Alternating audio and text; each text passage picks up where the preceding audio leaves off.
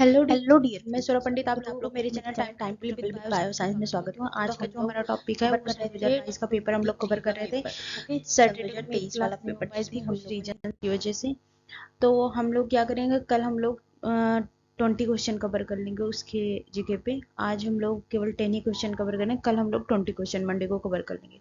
तो चलो स्टार्ट करते हैं। अपना जो 10 क्वेश्चन का सीरीज है चल रही थी, 2022 का जो पेपर हम लोग कवर कर रहे हैं उसका 23 का जिसको पेपर देखना हो वो प्लेलिस्ट में दी गई है, आप जाके उसे देख सकते हैं। तो आज का जो 10 क्वेश्चन है वो है 5 क्वेश्चन जूलॉजी और 5 क्वेश्चन बॉटनी का। 51 से स्टार्ट करेंगे। हम लोगों ने 50 क्वेश्चन सन 2022 के पेपर में कवर कर लिया है। 50 क्वेश्चन बहुत मायने रखता है, काफी क्वेश्चन ऐसे हैं जो कि रिपीटेड मिले हैं इसी पेपर में, इसी जगह पे, मतलब इसी पेपर में उसी क्वेश्चन को घुमा के दूसरी तरीके से पूछ लिया गया है। तो पेपर्स और क्वेश्चंस रिपीटेड मिलते हैं तो आप पेपर जरूर सॉल्व कीजिए प्रीवियस ईयर का, ये कहीं ना कहीं आप लोगों को हेल्प करेगा। और ये ज्यादा से ज्यादा जो होता है, कभी कभी क्वेश्चन वही क्वेश्चन उठा के दे देते हैं एग्जाम में, तो पेपर सॉल्व करना बहुत जरूरी होता है प्रीवियस ईयर। चलो 57 पे पहुंच गए, 58, 59, 50। Okay, let's start 51। 51 में हम लोगों ने देखना था which of the following plant does not show the plasticity. सबसे पहले जान लेते हैं व्हाट इज द प्लास्टिसिटी। इसमें जैसा कि दिया, change in stomata density in an individual due to phenomena of plasticity. किसी स्टोमेटा के जो डेंसिटी होती है उसमें चेंज होना, उससे क्या कहते हैं, उसके फिनोटाइप में चेंज होना, उसके फिनोटाइप कैरेक्टर में चेंज होना, उसे क्या कहते हैं, प्लास्टिसिटी। अगर प्लांट जो होते हैं डिफरेंट डिफरेंट पाथवे फॉलो करते हैं, ओके, अगर उन पाथवे पे वो इन्वायरमेंटल रिस्पॉन्स देते हैं अकॉर्डिंग टू अपने फिनोटाइप कैरेक्टर को चेंज करके, this ability is called as plasticity. मतलब अपने जो फिनोटिपिक कैरेक्टर होते हैं अकॉर्डिंग टू इन्वायरमेंट वो चेंज कर लेते हैं, इसे कहते हैं प्लास्टिसिटी। एग्जाम्पल में जैसे हो गया कॉटन में हेट्रोफिल्स हो गया, और कोरिएंडर हो गया, एंड लार्कवास हो गया। ये जो प्लांट्स होते हैं इनमें लीव जो होते हैं जुवेनाइल प्लांट में डिफरेंट डिफरेंट शेप की होती है और ये मेच्योर होते हैं प्लांट। जबकि जो जैसे कोरिएंडर हो गया, सॉरी कॉटन हो गया, कोरिएंडर हो गया, बटरकप हो गया, ये सारे जो होते हैं इसमें प्लास्टिसिटी देखने को, लेकिन मेज में प्लास्टिसिटी देखने को नहीं मिलती है। नेक्स्ट चलते हैं, ये देख सकते हैं ये प्लास्टिसिटी का दिखाया गया इन हाई CO2 इन्वायरमेंट में जो होता है, जो ये स्टोमेटा होता है वो थोड़ा सा स्प्रेड हो जाता है। अगर CO2 की जो होती है वो लो होती है तो ये जो स्टोमेटा हो जाता है वो कॉन्स्ट्रिक्ट हो जाता है। मतलब अकॉर्डिंग टू इन्वायरमेंट वो अपने फिनोटाइपिक कैरेक्टर को चेंज कर ले, उसी को प्लास्टिसिटी कहते हैं। क्वेश्चन नंबर देखते हैं 52। टू स्टेटमेंट दिया गया है, the primary CO2 acceptor in C4 plant is phosphoenol pyruvate and found in the mesophyll. जो प्राइमरी जो CO2 एक्सेप्टर होता है C4 प्लांट में वो क्या होता है, फास्फोइनाइल पाइरूवेट्स, ये किस में पाया जाता है, मीजोफिल सेल्स में। ओके, तो ये पूछा गया है। सेकेंड स्टेटमेंट क्या दिया गया, mesophyll cells of C4 plant is lack the ribulose di by carboxylase enzyme. जो मीजोफिल सेल्स होते हैं वो C4 प्लांट के, वो रिबुलोज बाई कार्बोक्सिलेज एंजाइम जो होता है उसमें नहीं पाया जाता है। तो ये दोनों ही स्टेटमेंट सही हैं। इसमें क्या होता है, जो ये प्राइमरी CO2 एक्सेप्टर जो होता है इसमें फास्फोइनाल होता है जो कि कहाँ पाया जाता है, मीजोफिल सेल्स में। मीजोफिल सेल्स में रिबुलोज बाईफास्फेट कोएंजाइम नहीं पाया जाता है। अगर C4 प्लांट्स की बात करें कि C4 प्लांट्स की जो डिस्कवरी किया गया था 1966 में डिस्कवरी किया गया था C4 प्लांट के, किसके through, MD hatches and CR slack. इसे हैच एंड स्लैक एक्सपेरिमेंट भी बोलते हैं। ओके, क्रेंज एक्सपेरिमेंट भी बोलते हैं, C4 प्लांट्स भी बोलते हैं। अगर इनकी आउटलाइन की बात करें, इनमें मेटाबॉलिक पाथ भी बहुत डेप्थ होता है, और CO2 जो होता है इनमें क्या होता है, एडेड होता है फर्स्ट टाइम इन फास्फोइनाल। जो अभी आपने पढ़ा फास्फोइनाल पाइरूवेट जो होता है वो कहाँ पे देखने को मिलता है, मीजोफिल सेल्स में। ओके, ये इसका पूरा पाथ भी मैंने बनाया, जैसे एटमॉस्फेरिक CO2 जैसे ही इंटर करती है इसमें कन्वर्ट हो जाती है HCO3 में। इसके बाद यहाँ पे फास्फोइनाल जो होता है रीजनरेट यहाँ पे फिक्सेशन होता है, फिक्सेशन इन C4 एसिड के थ्रू ट्रांसफॉर्मेशन होता है कहाँ पे, मीजोफिल से थायलॉइड में सॉरी बंडल शीथ में, ये बंडल शीथ है और ये मीजोफिल सेल है। मीजोफिल सेल से कहाँ से ट्रांसफर होता है, बंडल सेल में, बंडल शीथ में ट्रांसफर ये फॉर्म करता है, डिकॉर्बोक्सिलेशन होता है यहाँ पे, डिकॉर्बोक्सिलेशन के बाद CO2 जो होती है निकल जाती है वहाँ पे फिक्स्ड बाय केल्विन साइकिल और ट्रांसपोर्ट होता है again C3 acid and C3 acid यहाँ पर रीजनरेट करके क्या बनाता है, फॉस्फोइनॉल पायरुवेट। ओके और यहाँ पे ये पूरी प्रोसेस में फॉस्फोइनॉल पायरुवेट ऑलरेडी एडेड है, ये प्लाज्मोडेस्माटा है, ये जो अलग हो रहा है यहाँ पे जो है प्लाज्मा मेम्ब्रेन होती है, सेल मेम्ब्रेन होती है जी, ये जो प्रोसेस होती है वो मीजोफिल सेल्स और बंडल शीथ में होती है। और ये जो कार्बोक्स जो C4 प्लांट्स होता है ये डिफरेंट पाथवे 4 स्टेप में कवर कर लिया जाता है। एक कार्बोक्सिलेशन प्रोसेस जो कि होता है क्लोरोप्लास्ट और मीजोफिल सेल्स में, इसमें क्या होता है, फॉस्फिनॉल पायरुवेट जो होता है प्रेजेंस ऑफ कार्बन डाइऑक्साइड और H2O की फॉस्फोइनॉल पायरुवेट कार्बोक्सिलेज की प्रेजेंट एंजाइम की प्रेजेंट में ऑक्सीलो एसीटेट और हाइड्रोफॉस्फेट जो होता है वो फॉर्म करता है। देन ब्रेकडाउन में क्या होता है, ट्रांसमिनेज बनाता है और इसमें एस्पार्टिक एसिड फॉर्म होता है। इसमें मतलब 4 स्टेप होते हैं, 4 स्टेप मैं ऐसे बता दे रही हूँ क्योंकि ऐसे बिना राइटिंग के समझ में नहीं आएगा क्वेश्चन में। ओके तो 4 स्टेप होते हैं, एक कार्बोक्सिलेशन होता है, एक ब्रेकडाउन होता है, एक स्प्लिटिंग होता है, एक फास्फोराइलेशन प्रोसेस होती है। फास्फोराइलेशन में अगेन फास्फोइनॉल पायरुवेट फॉर्म होता है। ओके क्वेश्चन नंबर 3 पे चलते हैं। Which of the following statement is not true regarding the gel electrophoresis? Gel electrophoresis के बारे में पूछा गया है कि जेल इलेक्ट्रोफोरेसिस में कौन सा इसमें स्टेटमेंट इस ट्रू नहीं है। तो पहला statement, the process of extraction of separating DNA strand from gel is called as elution कहते हैं उसे। सेकेंड क्या बोल रहा है, the separate DNA fragments are stained by using the ethidium bromide. Third क्या बोल रहा है, the process of chromogenic substrate gives the blue coloration DNA band on the gel। D क्या बोल रहा है, bright orange changes band of DNA can be observed by gel which exposed in UV ray। तो अगर इसकी बात करें तो जो ये bright colour of band of DNA होता है ये can be observe in the gel. उस जेल का क्या नाम है, इथिडियम ब्रोमाइड होता है। ये ट्रीट किया जाता है DNA ताकि UV रेज में एक्सपोज हो सके।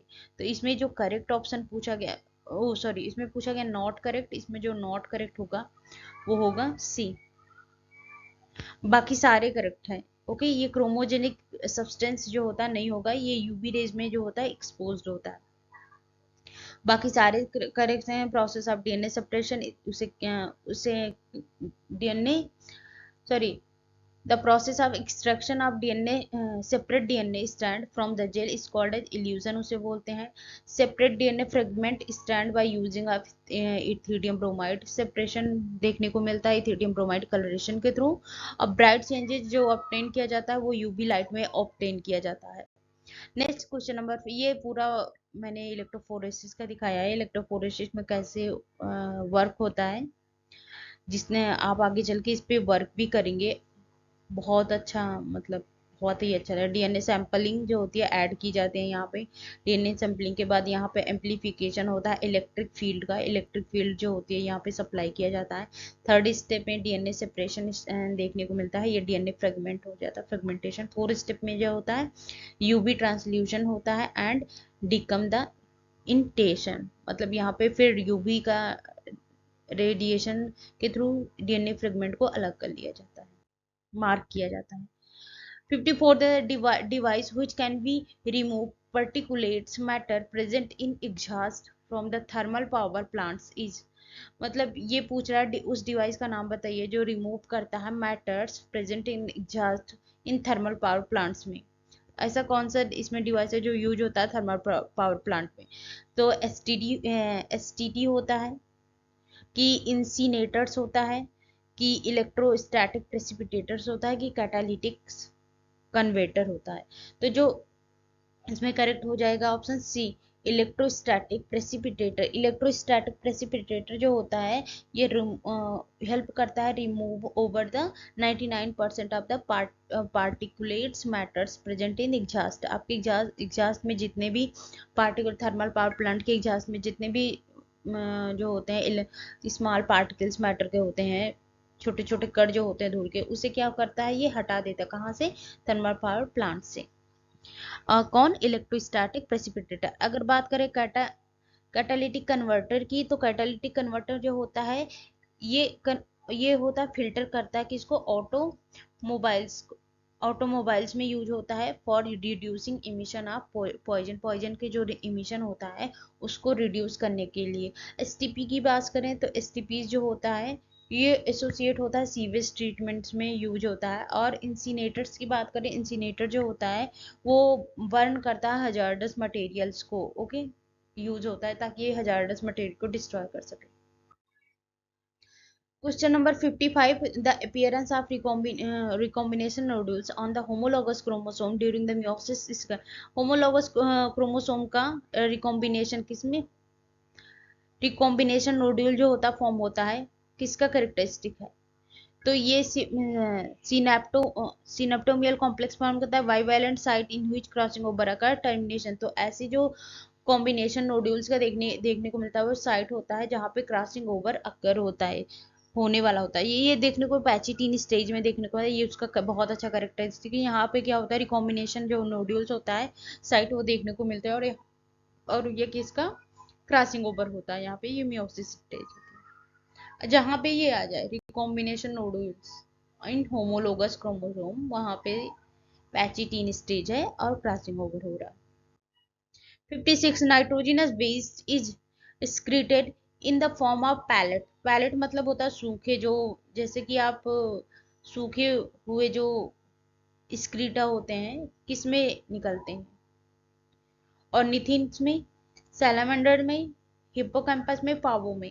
तो इसका जो करेक्ट ऑप्शन हो जाएगा, ऑप्शन नंबर हो जाएगा इसका 56 का पूछ रहा है। ओके, तो इसमें ऑर्निथिन का होगा, ऑर्निथिन क्या होगा कि सैलामेंडर का होगा कि हिप्पोकैम्पस का होगा, फिर पावो। तो इसमें जो करेक्ट ऑप्शन है वो पावो का हो जाएगा, क्योंकि जो ये होते हैं पावो जो होते हैं, मतलब जो पावो में कैसा पाया जाता है, ये यूरिक एसिड सिक्रेट करता है। और यूरिक एसिड जो होते हैं ये वाटर रिड्यूस करते हैं, कम से कम वाटर निकल सके। ये बर्ड में क्या मेन कैरेक्टर है, ये यूरिकोटेलिक होते हैं। यूरिकोटेलिक होने मतलब पैलेट टाइप में ये स्क्रीटा निकालते हैं, इसलिए इन्हें यूरिकोटेलिक कहते हैं। हिप्पोकैम्पस की बात करें, हिप्पोकैम्पस कहता है, और सैलामेंडर की बात करें कि हिप्पोकैम्पस और सैलामेंडर कैसा होता है, ये पानी में पाए जाते हैं दोनों ही एनिमल्स, इसलिए ये कैसे स्क्रीटा निकालते हैं?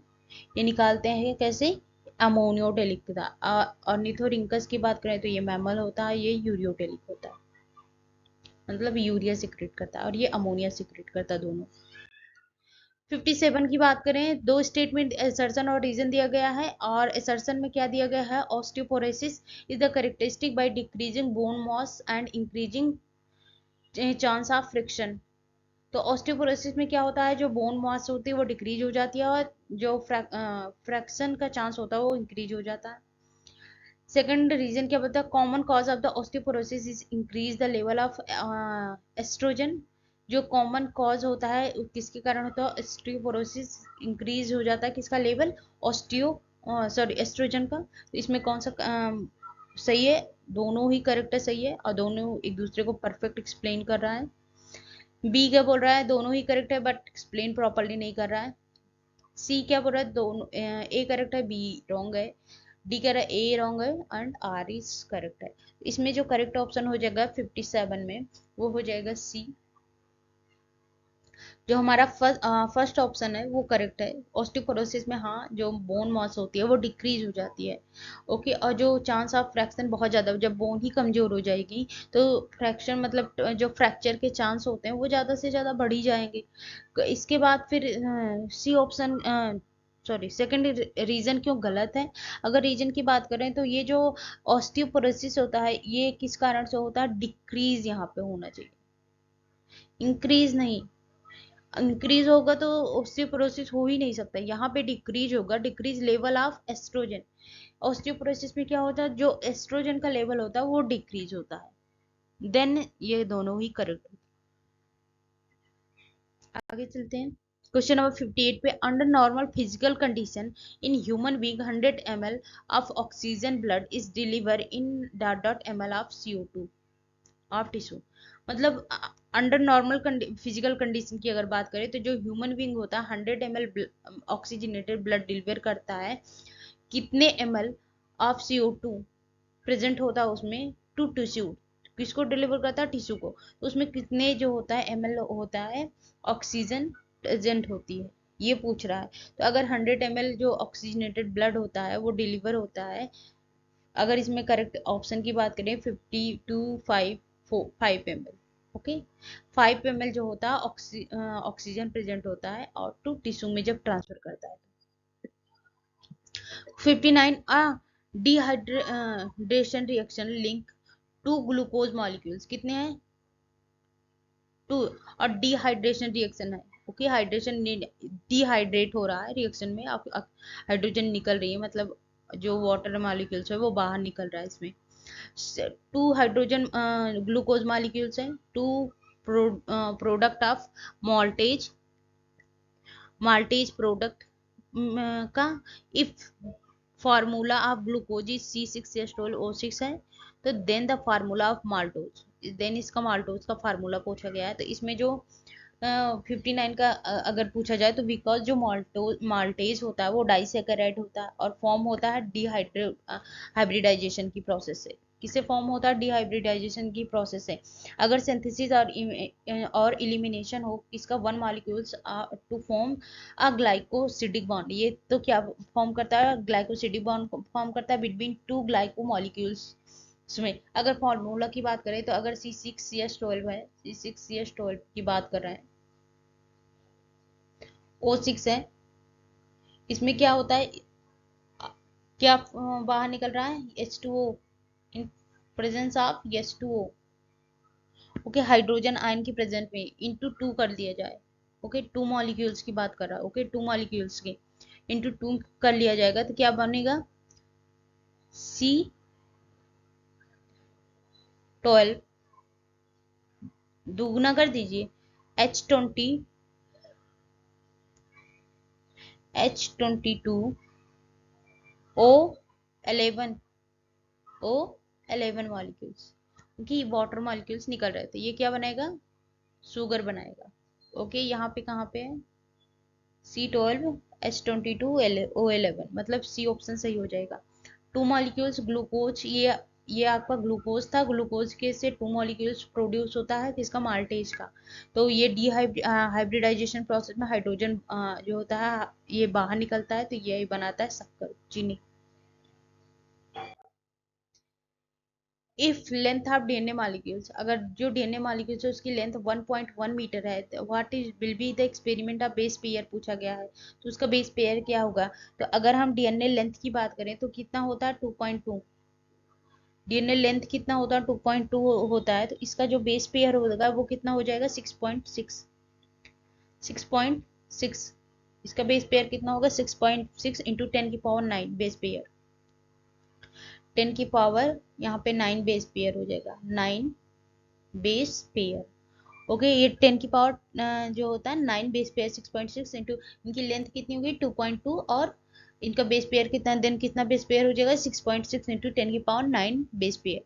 तो अगर इन किसमें पूछा गया 1.1 मीटर में, अगर 1.1 मीटर की बात किया जाए 1.1 मीटर में, तो इसमें कितना बेस पेयर फॉर्म होगा, तो ये हो जाएगा, यहाँ नीचे मैं लिखती हूँ 6.6 6.6 into 10⁹ 9, okay, 10⁹ upon 2.2 metre, 2.2 metre into 1.1 metre into 1.1 metre है। तो इसमें क्या होगा, मीटर से मीटर ये डिवाइड हो गया, पॉइंट से पॉइंट हट गया, यहाँ पे पॉइंट से पॉइंट हट जाएगा, तो ये क्या होगा, अगर इसको कट किया जाएगा तो क्या फाइंड हो जाएगा, इसको 2 बार गया, यहाँ पे 2 आया, 2 से डिवाइड हो गया, ये कितना आएगा 3.3। तो हमारा जो करेक्ट ऑप्शन हो जाएगा वो हो जाएगा 3.3 इंटू 10 की पावर 9 बेस पेयर। ओके, 60 का। ओके, क्या हो जाएगा करेक्ट ऑप्शन 3.3 इंटू 10 की power 9 base pair. Okay, 3.3 into 10 की पावर, मतलब ए ऑप्शन हमारा करेक्ट ऑप्शन हो जाएगा। तो ये हमारे 60 क्वेश्चन कंप्लीट होते हैं। कल अब हम लोग मिलेंगे 20 क्वेश्चन की, क्योंकि सैटरडे को हमारी क्लास नहीं हुई थी, इसलिए मैं 20 क्वेश्चन लेकर आऊंगी। तब तक के लिए bye bye, thank you for watching. और ज़्यादा से ज़्यादा वीडियो को लाइक करें, सब्सक्राइब करें, बेल आइकन दबाना बिल्कुल ना भूलें। बाय बाय, मिलते हैं मंडे को, सॉरी मंडे को, ट्यूसडे को, आज ही मंडे है।